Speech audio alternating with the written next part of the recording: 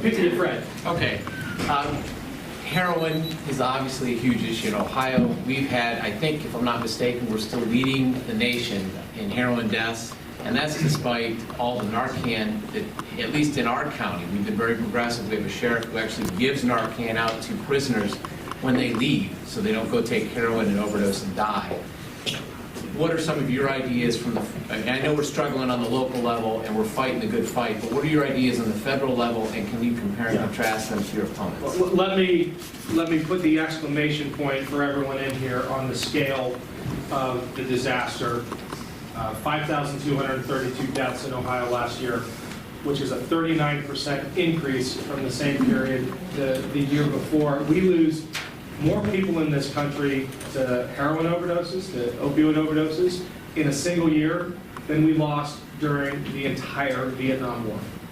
And the first thing we have to do as a country is call it what it is, which is an epidemic. It's not a crime spree. It is a epidemiological phenomenon. I say that as the former president of a disaster relief organization. I've been to refugee camps on the verge of epidemic outbreaks. This is an epidemic, and unless we call it what it is, we are not going to be able to break the cycle. I had a mom approach me early in the campaign, and this has been repeated probably 50 times since in some fashion. She said, "Ken, you've got to win.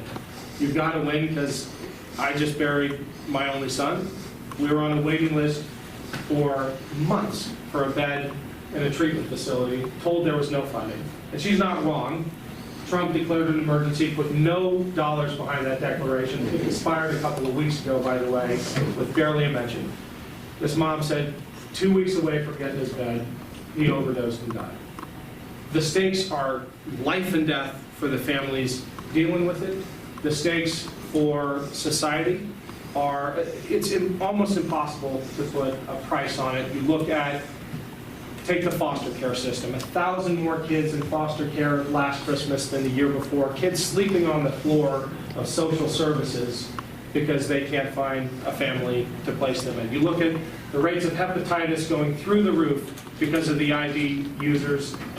You look at the impact on petty crime. For every 100 people not in treatment, and this is getting to the solution now, for every 100 people not in treatment in the Ohio 7th, you have 56 more break and enters, 12 more burglaries. The collateral damage from not treating this is many, many times more expensive than if we actually called it what it was, an epidemic, and treated it, made a bed available to everyone who came in begging for help. That's another conversation I have on a weekly basis. A grandparent, a mom, a sibling, a dad, who says, "I brought my loved one in.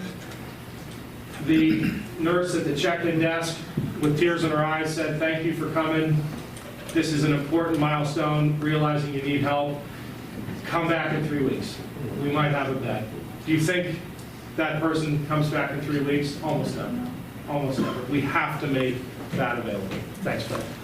Can you answer, can somebody tell me why is the epidemic so bad? Why do we have such a drug problem? Why are all these people, and then when they go to rehab, they go back and they get back in it all over again? You got an answer? Jump in. My name is Sue. Sue. I don't know that I have the answer, but I have an opinion. Sound like a politician. A lot of these people